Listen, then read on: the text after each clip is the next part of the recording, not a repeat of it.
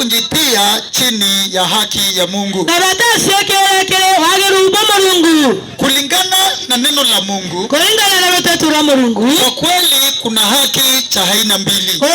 Kuna mawagerume zampaele. Kuna haki ya mwanadamu na kuna wageruba muntu na wageruba Mungu wengwa. Ukiangalia katika dunia tunayoishi, ukola nendana zengolo yetu totora. Kuna hizi watu wakiwa wamefanana. Totora anto banane. Watu wakionekana wakiwa wa aina moja. Anto ukabale liona kelende kionda ikataipwe mwe. For example, wale tunasema tumeokolewa. Anto watu waitono ketwe. Sisi sote tunaonekana tukiwa na tabia njema na tukiwa na matendo mazuri. Bali tuende tuonekana tuena tabia mbaya na madhidi ya mea. Na tunaomba, tunaenda kanisani na tunatumikia Mungu. Na tukaomba tuenda kanisani tuatumikia Mungu. Na pia na walenge kuna kikundi cha wale ambao wao hawasemi hata wameokoka. Na kuna kundi na ngagabala na wabatomba kinya kunyima onoki kinya kuona kwa kwa. Wengine wanasema hata hakuna Mungu. Kuna wengine ambao watake ntonto Mungu. Na kuna wengine wanasema Yesu si mwana wa Mungu. Na kuna wengine ambao Yesu si mwana wa Mungu. Lakini nashindwa ni haye. Lakini na inkori atere. Kwa sababu Mungu mwenyewe ndiye alishuhudia ya kwamba Yesu ni mwana wake. Na netende kukalana Mungu wengo nuo koyere atenjeso imwana we. Lakini kuna watu katika hii dunia na wanasema wao ni wa Mungu muumba. Kwa nando ndewa wale ila kwa wala Mungu wala mombi. Lakini wanasema Yesu si mwana wa Mungu. Lakini walua Yesu te mwana wa Mungu. Lakini ukirudi katika Biblia, lakini wasoka tena Biblia, utakuta Mungu mwenyewe ogeza Mungu wengwa ndiye alimuita Yesu Kristo mwana wake. Mungu wengwa no atele Yesu Kristo mwana wawe. Kwanza kabisa ukiangalia katika kitabu cha Mathayo, ambala buruke akole ndende ya ukula Mathayo, ama kitabu cha Luka, kana ukula Luka, ama kitabu cha Marko, kana ukula na Marko, katika vitabu vyote vya Four Gospel, ite makula yote ya Four Gospel. Ukiangalia katika hizi vitabu nne za Injili, wala leke makula ya Injili inadhibitisha vizuri vile Yesu alivyo mwana wa Mungu. Imekuwa ni Yesu ama tano Mungu. Ukiangalia Marko sura ya 5, ukala leke Marko idana, ukianzia moja maandiko inasema hata wale mapepo wenyewe waliokuwa wanaishi makaburini walimuita Yesu mwana wa Mungu. Ukala leke Marko idana mo kinyako Yesu atora makaburini isiagoyere Yesu imotano Mungu. Ukifika mstari wa 2 unasikia ukala mstari ile ndio kaibwa hata mapepo hata shetani anajua Yesu mwana wa Mungu. Kinyako na isi Yesu ni mwana wa Mungu. Na staili yote na kwa kiende ukiangalia kitabu cha Luka chapter 1, ukala ndene ya kula Luka imwe ukianzia 34 ukiendelea mstari 34 tambele utaona malaika Gabrieli akisema Yesu ni mwana wa Mungu. Na kuwa Yesu ni mwana wa Mungu. Wakati aliambia Mariamu habari ya kuzaa Yesu, Mariamu habari ya Yesu. Mariamu akandai sina mume. Mariamu anaona muona hata na tena mkono. Lakini unaona malaika akimwambia, na kuona malaika kana muona, hii haitaji mume. Baba kama haitaji tomorome. Roho wa Mungu atatoka mbinguni. Roho wa Mungu ndio kaume yule. Akuleta utakaso kizaa. Akuleta hivi na ambao usia. Wewe utakaye mzaa. Asiarwa. Atakuwa mtakatifu na akala na mwana wale mna. Mungu mwenyewe. Mungu wangu kupitia malaika. Ukola kera malaika. Alisundia Yesu ni mwana wa Mungu. Na kwa Yesu ni mwana wa Mungu. Kulingana na neno la Mungu. Kulingana na tata la Mungu. Kitabu cha John chapter 3. Njona hizo ukiangalia Yesu Kristo. Ukola Yesu Kristo. Bila maandiko inavyosema. Kwa maandiko ya kuwa. Verse 16. Eko minaitanga si Mungu aliupenda ulimwengu. Mungu anataka kiende kianze gore. Hata akamtoa mwanawe.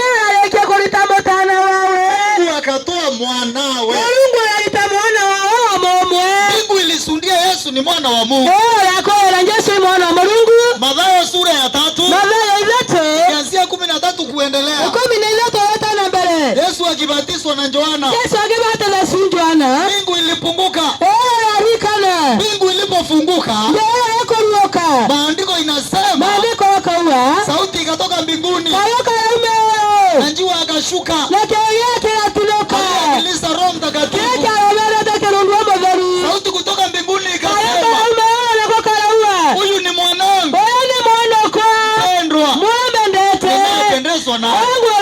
we. Mbingu ilisema Yesu ni mwana wa Mungu. Uwe Yesu mwana wa Mungu. Lakini katika hii dunia Lakini ndegoroje. kuna watu wanasema Yesu si mwana wa Mungu. Kwa nataka kuwa Yesu atakuwa mwana wa Mungu. Wanasema Yesu ni mtu kama wengine. Yesu ni mtu wa bange. Wanasema ni nabii. Nakolekiroria. Wanasema ni kuhani mkuu ndio. Mwenjeri wa munana ye. Wanasema ni mwana wa Mungu. Lakini ukolewe mwana wa Mungu. So ukiangalia katika hii dunia, wala lendo ndegoroje. kuna kikundi cha walio hata upande wa shetani ni ya moya kwa moya. Kuna na wale tarokomaye analea ni. Na kuna wengine hata shetani ameshinda na maarifa. Na kuna wengine ambao komasi ndeta na omba bawe. Kama shetani mwenyewe alisema Yesu ni mwana wa Mungu. Ogana komaye mbona wewe Yesu ni mwana wa Mungu re. Na ni roho. Na ikerundu. Lakini mwanadamu aliye na mwili anasema si mwana wa Mungu. Lakini mtu yeye na kerundu wa Mungu wengo alwa Yesu te mwana wa Mungu. Mbingu ilishuhudia Yesu ni mwana wa Mungu.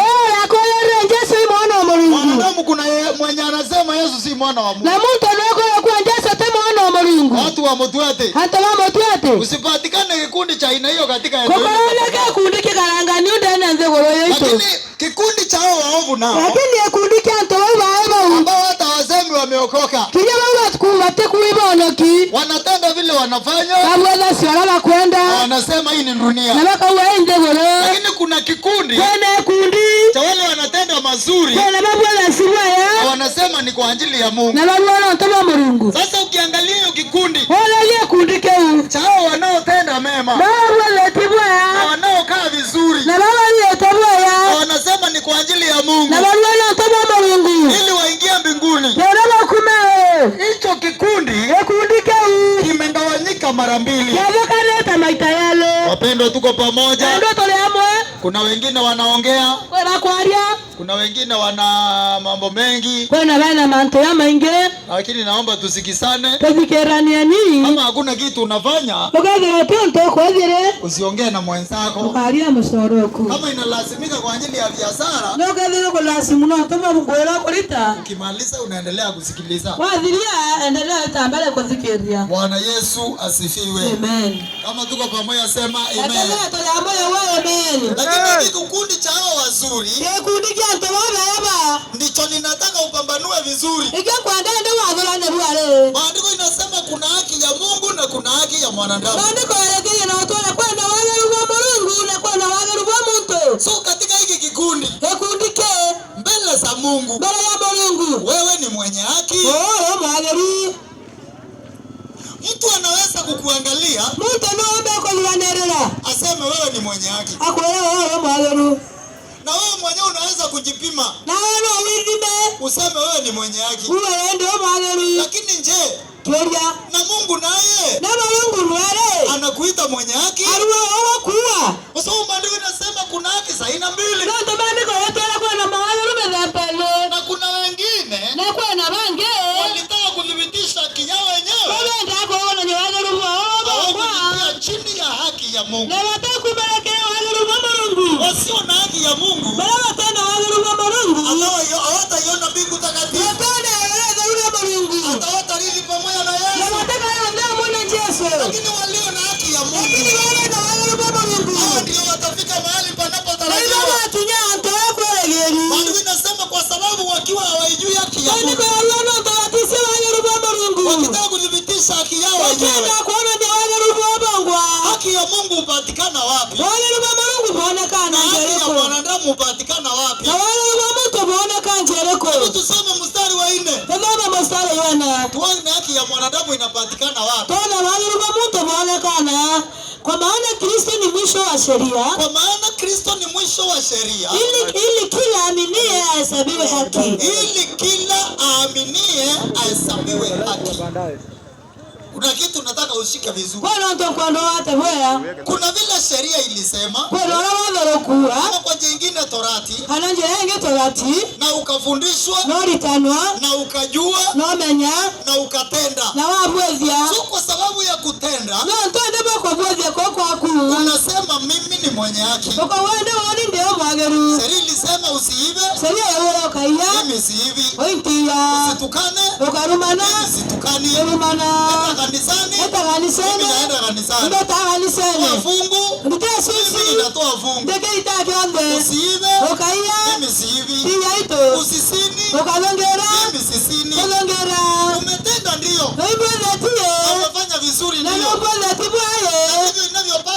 ajili ya maisha haya.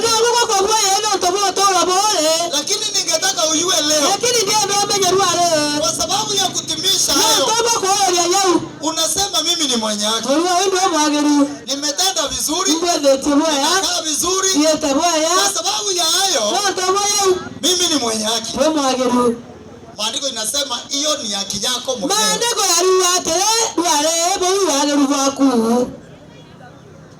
Bwana Yesu asifiwe. Amen. Bwana Yesu asifiwe. Amen.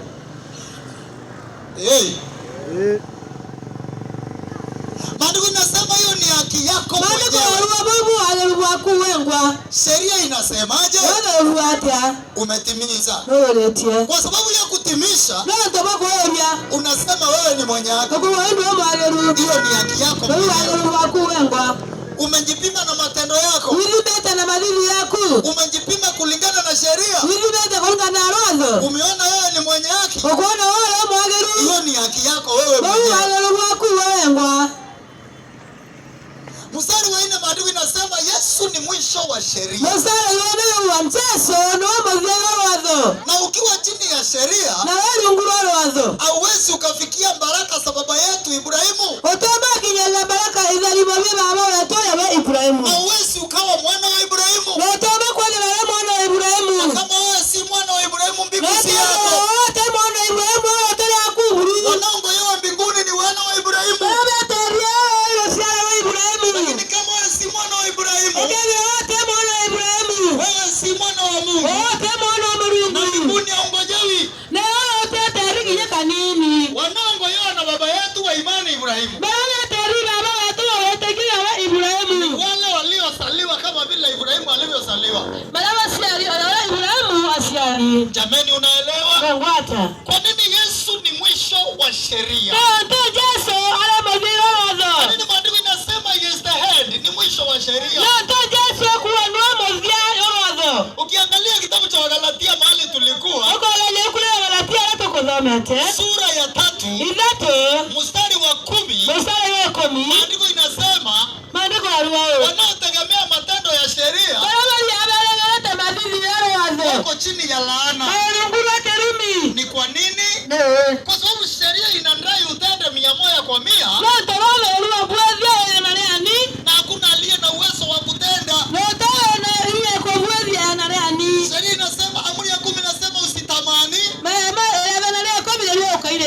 Asili yako na yangu ni kutamani. Hii ndio maana hata ukiokolewa, Mungu anakupatia Roho Mtakatifu. Kwa nini Roho Mtakatifu ni wa kufanya nini? Unaweza simama kimwili. Unaweza ambiwa nimekuhesabiwa akitimiza sheria ukuye mbinguni. Lakini hapo ukiangalia, mwili asili yake ni mbaya. Macho yakiangalia, akili ikiwaza, kinachotoka ndicho hicho kinaitwa tamaa. Sijui kama unaelewa tamaa ni nini. Unaona kama hako kagari kama mwenyewe, ukikaangalia hauna kagari kako kama hako. Unaona uzuri wa hiyo gari, na unaona ni bora. Kuona ubora wa kitu kiticho chako, na moyo wako sasa kuvutiwa, hiyo ndio inaitwa tamaa. Hata ukikemea, hata ukisema Saitani asindwe, hata ukifunga na mara ingine, lakini siku ingine unasikia katamaa kana. Ukiangalia kitabu cha barua ya kwanza ya Yohana 3:15, maandiko inasema aonaye hasira kwa ndugu yake ni muuaji. So na Biblia inasema usiue. So ukiangalia hapa, aonaye hasira kwa ndugu yake ni muuaji. Ukitendea jambo mbaya na mwenzako, jambo la kwanza ni kukashirika. Kulingana na vile ya Mungu wewe ni muuaji. Ukiangalia kulingana na kitabu cha Matthew chapter 5 sura 27 kuendelea, maandiko inasema vizuri. Uliambiwa msisini. Na mimi leo nawaambia aonaye mwanamke na kumtamani amezini na yeye ndani ya moyo wake. Maana yake ni nini? Kuna mwenye ameangalia kwa hali ya kutamani amefanya usisi na huyo anatamani. Kuna mwenye anasini na mwili, kuna mwenye anasini na roho. Wote ni wasinzi. Asili ya mwanadamu ni kusini. Hivi ndivyo ilivyo. Hata wakati mtu anapoiva hivi, wakati anachukua anaiva kwa moyo. So kuna mwenye ametamani anaenda kuiva, anakuta security iko tight, anaenda. Kuna mwenye ametamani kuiva, akakuta hakuna security, akachukua. Mbele za Mungu wote ni wevi. Jameni, unaelewa? Hivi ndivyo ilivyo kulingana na asili ya mwanadamu. Mwanadamu ni mwovu. Anapotenda sheria, anapotenda mema, ni katika ile hazina ya mema na mabaya, katika ile hazina, katika hiyo akiba ya moyo yenye inatoa hasira, inatoa tamaa, inatoa usinzi, inatoa uongo, inatoa jambo fulani. Katika hiyo asili ndio unatoa hayo mema unatenda. Kama ni katika akiba mahali pamoja, ni kumaanisha vyote ni vibaya. So unapotoa mema ama unapotoa mabaya, bado wewe ni mwovu, bado wewe ni mwenye dhambi. Lakini kulingana na maandiko, sheria ndio ilifunika mwanadamu kinywa ndio ajifahamu, ndio ajijue. Sheria ni kama x-ray ya moyo. Sheria ni kama kioo cha moyo, ndio uweze kujua vizuri. Siwezi penda jirani yako kama nafsi yangu. Siwezi okoka kwa njia ya sheria. Kulingana na maandiko pia, kitabu cha Yakobo sura ya 2 na mstari wa 10, maandiko inasema hivi: aishikaye torati na kujikoa katika kipengele kimoja amehalifu torati yote. Jamani, unasikia? Uliza mwenzako, unasikia? Ndio umefanya hivi, umesika sabato, au usemi uongo, au hivi, au hui, au fanyi, umetamani tu. Maandiko inasema umehalifu torati yote.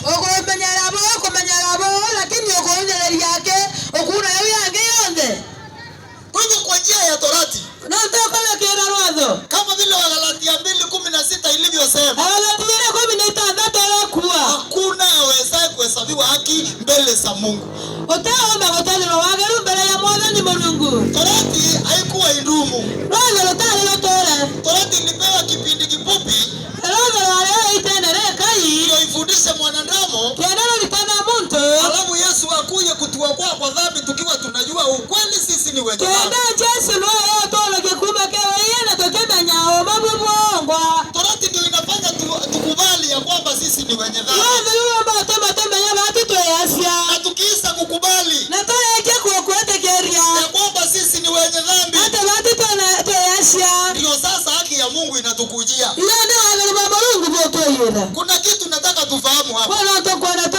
Katika kitabu cha Warumi sura ya 3, nataka unisikize vizuri ndio uone vile kasi ya torati ilikuja. Ndio naomba tutembee pamoja. Kwanza mstari wa wa 10. Tambele mstari wa 10. Tuanze mstari wa 10 tukisoma. Tambele mstari wa 10 tukisoma.